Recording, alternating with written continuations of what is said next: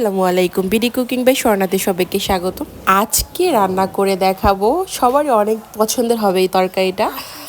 কাঁঠালের বিচি সাথে মলা শুটকি দিয়ে কচুরলতি একদম ভুনা ভুনা।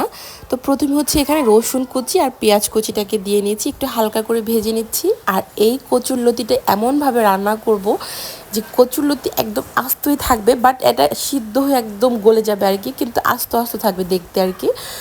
তো প্রথমে হচ্ছে এটাকে ভেজে এখন হচ্ছে এখানে হলুদের গুঁড়ো আর হচ্ছে স্বাদ মতো লবণ আর হচ্ছে লাল মরিচের গুঁড়ো। আপনারা চাইলে লাল মরিচটা না দিয়ে কাঁচা মরিচও ব্যবহার করতে পারেন, এটা আপনাদের পছন্দ মতো। আর যেহেতু শুটকির তরকারি রান্না করেছি, শুটকির তরকারিতে কিন্তু একটু ঝালটা বেশি হলে বেশ ভালো লাগে। আর কাঁঠালের বিচি কিন্তু একটু মিষ্টি মিষ্টি লাগে, তো তার জন্য হচ্ছে এভাবে একটু মরিচের পরিমাণটা বেশি দিয়ে দিয়েছি। আর এই যে কাঁঠালের বিচিগুলোকে আমি হচ্ছে 3 থেকে 4 টুকরো করে নিয়েছি, ছোট ছোট একটু লম্বা লম্বা করে কেটে নিয়েছি। এখন হচ্ছে এর সাথে ভালো করে মিশিয়ে নিচ্ছি। আর মলা শুটকিটাকে আমি খোলাতে টেলে তারপর হচ্ছে গরম পানি দিয়ে একটু সিদ্ধ করে তারপর ধুয়ে নিয়েছি। সেই মলা শুটকিটাকেও এর ভিতরে দিয়ে দিলাম, দিয়ে এটাকে একটুখানি কষিয়ে নিচ্ছি। কষিয়ে এখন হচ্ছে পরিমাণ মতো পানি দিয়ে কাঁঠালের বিচিটাকে ভালো করে সিদ্ধ করে নেব। আর আজকে কচুলতিতে কোনো প্রকার পানি ব্যবহার করব না, কোনো রকম পানি ছাড়া কি রান্না করব, তার জন্য কাঁঠালের বিচিটাকে অবশ্যই ভালো করে সিদ্ধ করে নিতে হবে। তো এই তো দেখতে পাচ্ছেন কাঁঠালের বিচিটা কিন্তু ভালো করে সিদ্ধ হয়ে গেছে। আমি আপনাদেরকে একটা ভেঙে দেখাচ্ছি, দেখতে পাচ্ছেন একদম পুরোপুরি সিদ্ধ হয়ে গেছে। এই পর্যায়ে হচ্ছে কেটে রাখা কচুর লতিগুলোকে দিয়ে দেবো। আমি হচ্ছে বাড়িতে গিয়েছিলাম 2 দিনের জন্য মাত্র, তো সেখান থেকে আম্মু নানি হারা সবাই মিলে ভাবে করে কেটে কেটে দিয়েছে। তো এর জন্য একটু কালচে কালচে হয়ে গেছে 2 দিনের জন্য, তো এমনি কোনো সমস্যা নেই।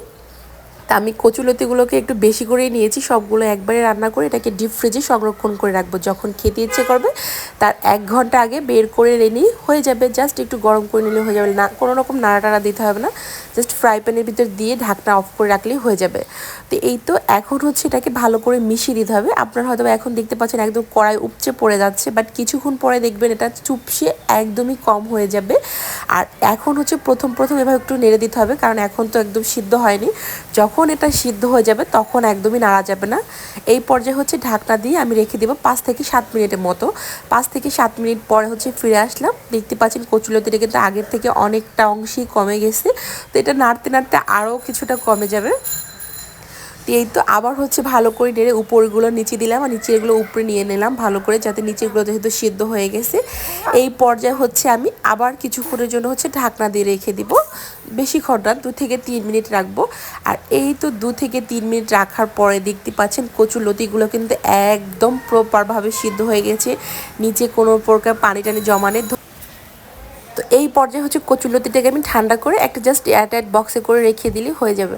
তো ধন্যবাদ সবাইকে ভিডিওটা এত কষ্ট করে দেখার জন্য। আল্লাহ হাফেজ।